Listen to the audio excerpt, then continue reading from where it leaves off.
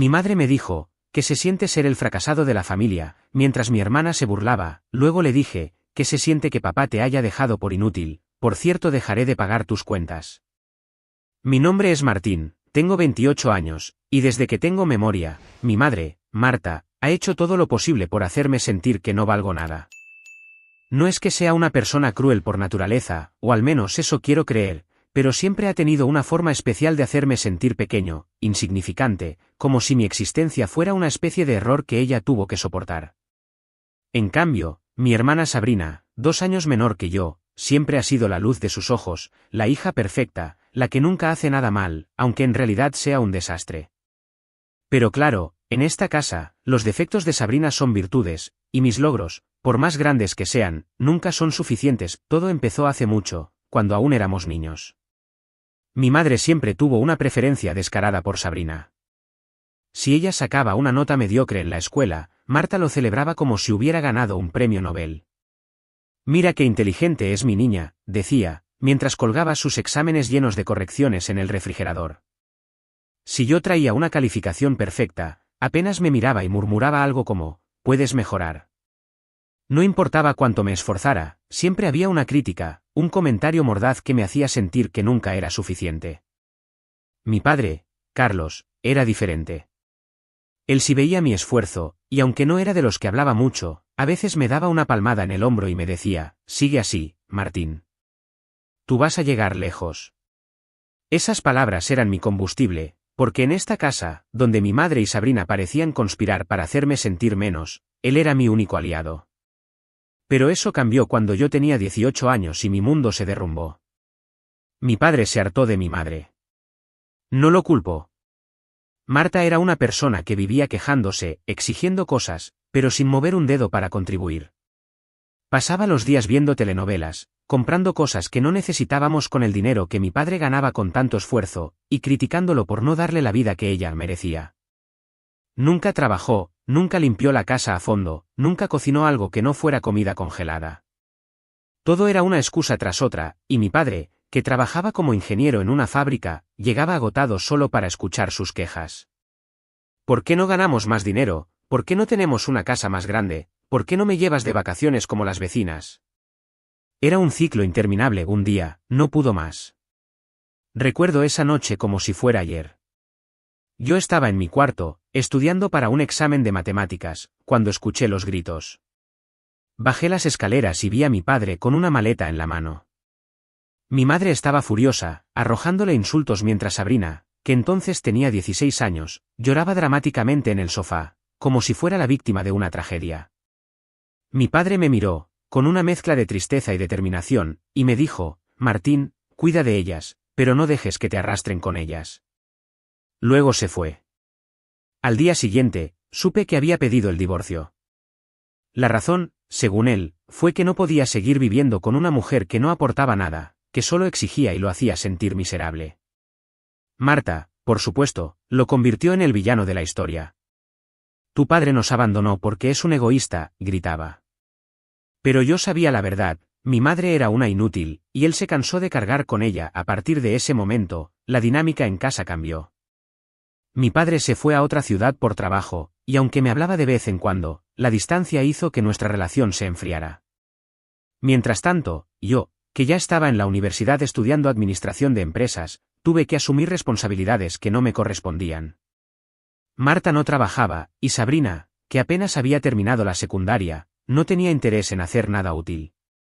Así que, con un trabajo de medio tiempo como asistente en una oficina, empecé a pagar las cuentas de la casa, la luz, el agua, el internet que mi madre y Sabrina usaban para ver series y subir fotos a redes sociales.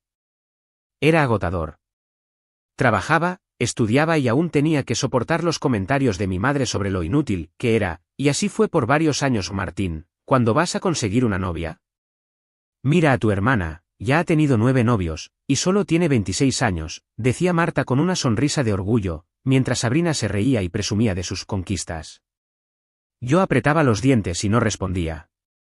No tenía tiempo para relaciones, no porque no quisiera, sino porque estaba demasiado ocupado manteniendo a flote a esta familia disfuncional. Pero para mi madre, eso era una prueba de mi fracaso. Un hombre de tu edad sin pareja es un fracasado, me decía. Mírate, trabajando en esa empresa de segunda, viviendo con nosotras porque no puedes independizarte. Eres una decepción. Cada palabra era como un puñetazo en el estómago, pero me tragué el dolor y seguí adelante. A pesar de todo, logré graduarme con honores. Conseguí un trabajo en una empresa de tecnología que estaba creciendo rápido. No era una empresa de segunda, como decía mi madre, sino un lugar donde me valoraban. Empecé como asistente, pero con el tiempo me ascendieron a gerente de proyectos. Mi salario creció, y con él, mi capacidad para mantener la casa. Pero ni un solo día mi madre reconoció mi esfuerzo. Todo lo que hacía era poco comparado con los logros de Sabrina, que básicamente consistían en salir de fiesta, cambiar de novio cada 6 meses y subir fotos a Instagram con filtros que la hacían parecer una modelo. Marta aplaudía cada una de sus publicaciones como si fueran obras maestras. Mira qué hermosa es mi niña, ella sí sabe vivir la vida, decía, mientras yo pagaba la cuenta de luz que permitía que Sabrina cargara su celular. El colmo llegó en una cena que organicé para celebrar un logro importante en mi trabajo. Había cerrado un proyecto que le trajo millones a la empresa, y me habían dado un bono sustancial. Decidí que, por una vez, quería compartir mi felicidad con mi familia, aunque en el fondo sabía que era una mala idea. Reservé una mesa en un restaurante elegante, uno de esos lugares donde el mesero te dobla la servilleta cada vez que te levantas. Pagué todo de mi bolsillo, porque, como siempre, ni Marta ni Sabrina tenían un centavo. La cena empezó bien. Pedimos una entrada de ceviche de camarón, vino para mi madre, porque, según ella, una dama siempre bebe vino, y Sabrina pidió el plato más caro del menú, un filete con salsa de trufas. Yo no me quejé, quería que fuera una noche especial. Les conté sobre mi proyecto, cómo había trabajado meses para convencer a un cliente importante, cómo mi jefe me había felicitado frente a todo el equipo. Por un momento, pensé que tal vez, solo tal vez, mi madre diría algo positivo. Pero entonces, Marta tomó un sorbo de su vino, me miró con esa expresión de desprecio que conocía tan bien, y dijo, bueno, Martín, está bien que te esfuerces, pero dime una cosa, ¿qué se siente ser el fracasado de la familia? El restaurante pareció quedarse en silencio. Sentí la sangre subiendo a mi cabeza. Sabrina soltó una risita, como si fuera el chiste más gracioso del mundo, y añadió, sí, Martín, cuando vas a hacer algo interesante con tu vida, ¿o vas a seguir siendo el aburrido que paga las cuentas? No sé cómo no tiré la mesa en ese momento. Mi madre continuó, como si no hubiera dicho nada grave, mira a tu hermana, ella sí sabe cómo vivir. 9 novios, todos guapos, todos con futuro. Y tú, a tus 28 años, ni una novia, ni un plan, ¿qué clase de hombre eres? Cada palabra era un cuchillo, y Sabrina, con su sonrisa burlona, parecía disfrutar del espectáculo. Respiré hondo, tratando de mantener la calma. Pero algo dentro de mí se rompió. Miré a mi madre a los ojos y dije, con una voz que ni yo reconocí, mejor dime tu mamá, que se siente que papá te haya dejado por ser una inútil. Porque eso fue lo que pasó, ¿no? No sabías hacer nada, no aportabas nada, y él se cansó de cargar contigo. Y por cierto, desde hoy, dejo de pagar tus cuentas. Búscate la vida, porque yo ya no soy tu banco. Marta se puso de pie, su rostro rojo de furia. ¿Cómo te atreves a hablarme así?, gritó, haciendo que varias personas en el restaurante giraran a vernos. Soy tu madre, te di la vida, sin mí, no serías nada, crees que porque pagas unas cuentas puedes faltarme al respeto, eres un desagradecido, un mal hijo, siempre lo supe, desde pequeño, que no tenías nada especial, por eso tu padre se fue, porque no soportaba tener un hijo como tú. Esas palabras fueron como un cuchillo en el corazón. Durante años, había sospechado que mi madre me culpaba por el abandono de mi padre, pero escucharlo de su boca, en medio de un restaurante lleno de desconocidos, fue demasiado. Sentí las lágrimas quemándome los ojos, pero me negué a dejarlas salir. No les daría la satisfacción de verme roto. Me levanté de la mesa y le dije, dile a tu hija favorita que te mantenga ahora, porque yo no lo haré, y salí del restaurante. Los murmullos de los demás comensales me siguieron, pero no me importó. Mientras caminaba hacia mi coche, sentí una mezcla de rabia y alivio. Conduje de regreso a casa esa noche, con el corazón latiéndome como si hubiera corrido un maratón, me dio una claridad que no había sentido en años. Durante demasiado tiempo, había cargado con el peso de mantener a una familia que no solo no lo agradecía, sino que me pisoteaba cada vez que podía.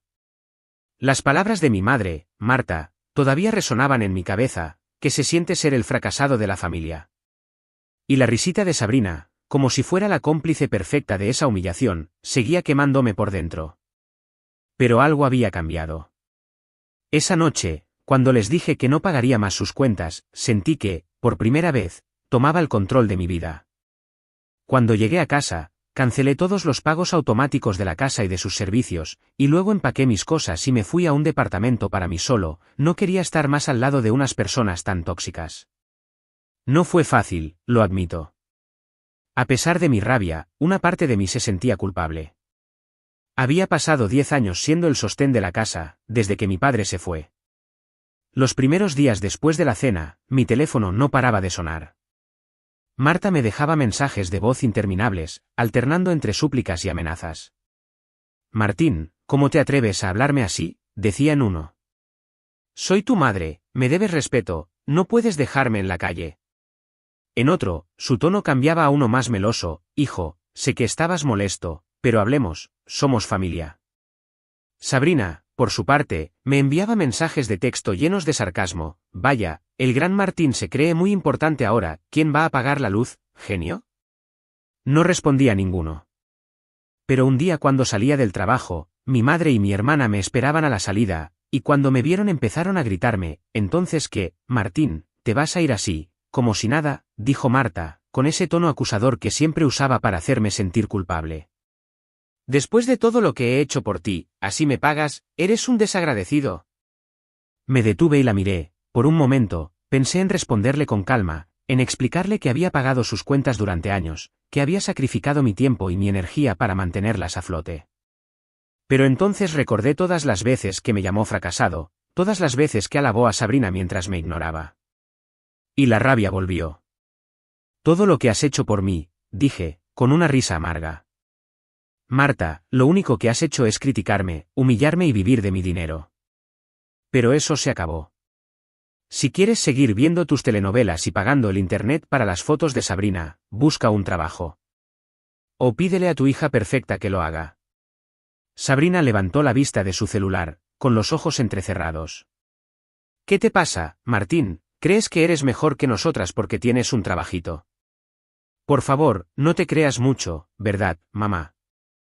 Su tono era burlón, pero había algo en su voz, una inseguridad que nunca había notado antes. Tal vez, en el fondo, sabía que sin mí, su vida de fiestas y novios no iba a ser tan fácil. No dije nada más. Subí al coche, mientras ellas me seguían gritando cosas, cerré la puerta y me fui. Mientras conducía, sentí una mezcla de alivio y tristeza. Alivio porque por fin estaba libre, tristeza porque, a pesar de todo, eran mi familia. Pero ya no podía seguir viviendo para complacerlas. Había llegado el momento de vivir para mí.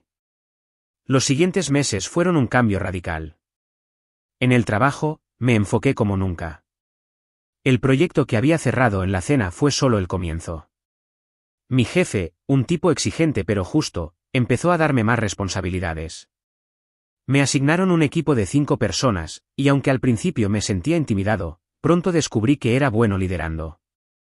Mis compañeros me respetaban, y eso era algo nuevo para mí.